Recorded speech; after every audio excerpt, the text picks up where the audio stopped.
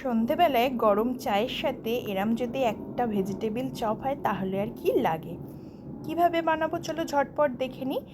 ধনে, জিরে, মৌরি, শুকনো লঙ্কাকে শুকনো খোলায় ভেজে গুঁড়ো করে রাখ। কড়াইতে 2 টেবিল স্পুন সাদা তেল দিয়ে দিলাম। তেল গরম হলে গরম তেলে দিয়ে দিলাম কাঁচা বাদাম। বাদামগুলোকে ভালোভাবে ভেজে তুলে রাখবো। এবার তেলেতে দিয়ে দিলাম গোটা জিরে, গ্রেট করে রাখা আদা, কাঁচা লঙ্কা ও গ্রেট করে রাখা সবজি। আপনারা আপনাদের পছন্দ মতন সবজি ব্যবহার করতে পারেন। নুন দিয়ে দিলাম স্বাদ। গাজর, বিট, আলু ও ভেজে রাখা মশলা সব ভালোভাবে এবার মিশিয়ে নেব। ভেজে রাখা বাদামগুলো এই সময় দিয়ে দিলাম। ধনেপাতা কুচি অ্যাড করলাম, স্বাদ মতন নুন, চিনি ও আদা রসুনের পেস্ট। এইবার চপ বানানোর পালা।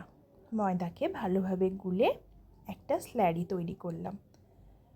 পুরগুলোকে চপের আকারে শেপ দিয়ে ময়দার স্ল্যারিতে ডুবিয়ে ব্রেড ক্রাম্বস মাখিয়ে এইভাবে আপনারা 2 থেকে 3 কোট করবেন। এদিকে তেল গরম হতে দিয়েছি। চপগুলো খুব ভালোভাবে সময় নিয়ে লাল করে ভেজে তুলব। ব্যাস, তাহলেই রেডি হয়ে গেল হোমমেড ভেজিটেবল চপ।